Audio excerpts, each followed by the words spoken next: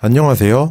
수도권 대기환경청에서 주최하는 2023년 푸른 하늘 지킴이 사업에 대한 안내를 시작하겠습니다.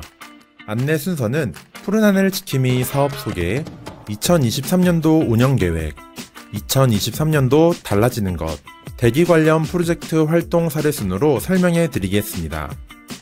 푸른 하늘 지킴이 운영사업은 미래 환경의 주인인 어린이, 청소년을 대상으로 맑은 공기의 소중함과 대기환경 개선 실천의 중요성을 알리는 교육, 홍보활동 지원을 목적으로 매년 수도권 초등, 중학생 동아리 모집 구성 후 각 동아리별로 자율적인 대기환경 교육 체험활동 등을 지원하는 사업입니다.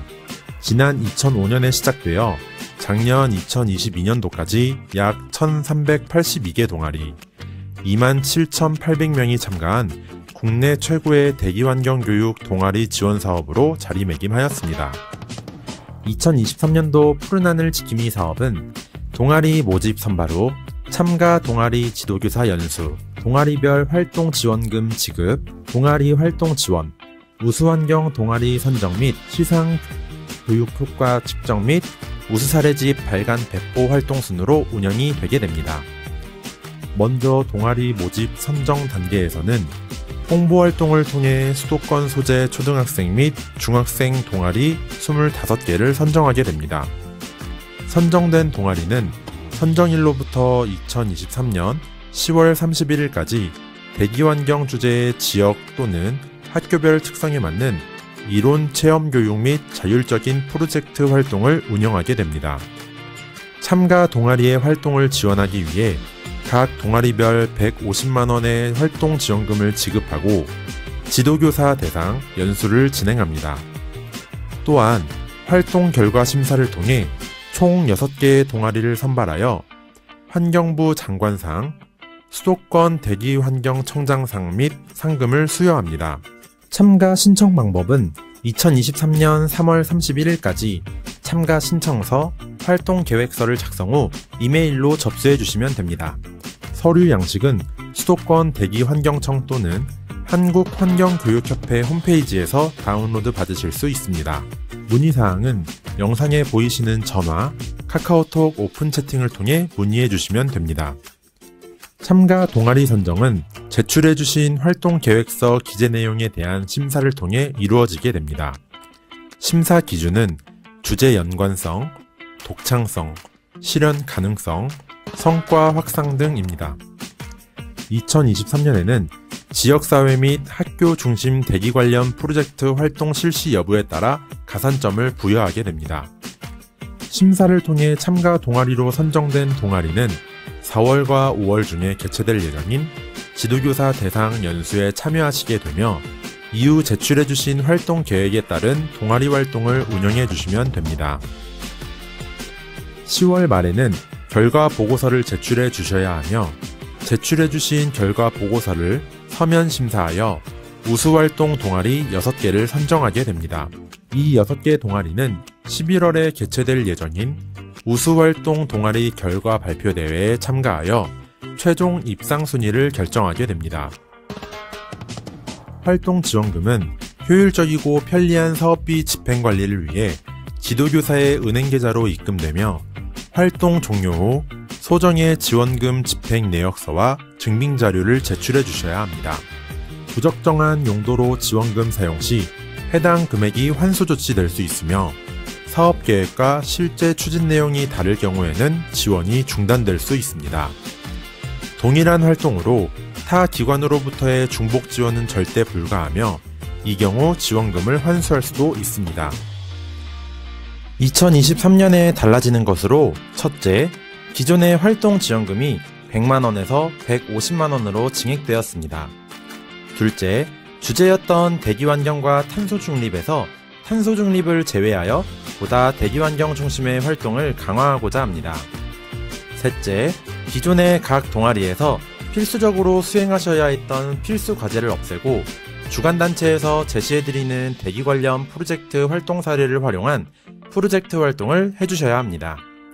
이는 제시된 필수 과제를 단순하게 몇 회 수행했다라는 활동에서 벗어나 지역 또는 학교별 특성에 맞는 자율적이며 창의적인 활동을 강화하기 위함입니다.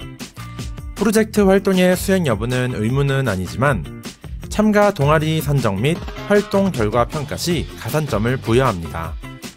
2023년에 새로운 방식으로 운영되는 2023년 푸른 하늘 지킴이 활동에서 그대로 따라하시거나 활용 또는 응용을 하실 수 있는 대기 관련 프로젝트 활동 사례에 대해서 소개해드리겠습니다. 첫 번째는 미세먼지 농도에 따른 시정거리 차이 비교 활동으로 특정 장소에서의 목표물을 선정한 후 지속적인 사진 촬영과 사진 촬영 당시의 미세먼지 농도를 기록하는 활동입니다. 유의해야 될 점으로는 사진 촬영과 미세먼지 농도 기록으로만 끝나면 안 되고 반드시 결과 해석 및 결론 도출을 실시해야 된다는 것입니다. 다음은 학생들이 직접 만드는 대기환경 개선 교육 홍보 영상과 온라인 배포 활동입니다. 전문가가 아니라 학생들이 만든 영상은 또래 집단의 파급 효과가 크게 나타납니다. 유의해야 될 점으로는 동아리 모두가 역할을 맡아 참여해야 하며 전문 음향 녹음 장비가 준비되어 있지 않은 상황에서는 학생들의 대사 처리에 신경을 써야 한다는 것입니다. 다음은 기상 웹사이트를 활용해서 세계 주요 국가들의 미세먼지 발생량을 지속적으로 측정하고 기록하는 활동입니다. 이후 조사 결과를 통해 대상 국가의 인구, 산업화, 계절별 차이 등에 대한 발생량 차이를 알아보는 활동을 하게 됩니다. 이 활동 역시 학생들의 결과 해석 및 결론 도출 과정이 반드시 수행되어야 합니다. 다음은 학생들이 살고 있는 마을의 조사 장소를 선정하고 간이 측정기를 활용해서 조사 장소의 대기 오염 또는 미세먼지 농도를 지속적으로 측정하고 기록하는 활동입니다. 결과 해석으로 조사 장소의 특성, 예를 들어 교통량이 많은 곳과 그렇지 않은 곳과의 농도 비교가 가능하며 이 결과를 통해 대기환경 개선을 위해 어떤 실천 활동을 해야 하는지를 알 수 있습니다. 또한 농도가 높은 곳에서의 캠페인 활동으로 연계할 수도 있습니다.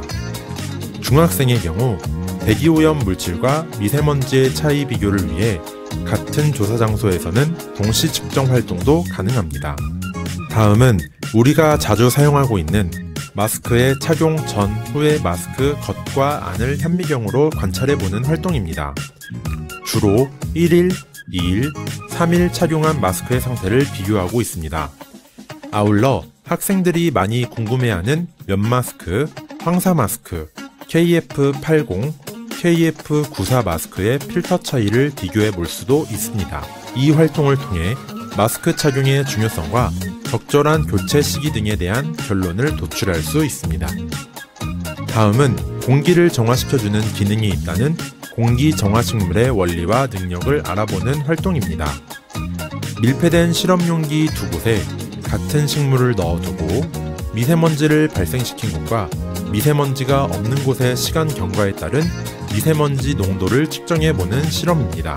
아울러 비슷한 실험 방식으로 학교에 있는 식물 중 가장 공기 정화 능력이 뛰어난 식물을 알아보는 실험을 하실 수도 있습니다.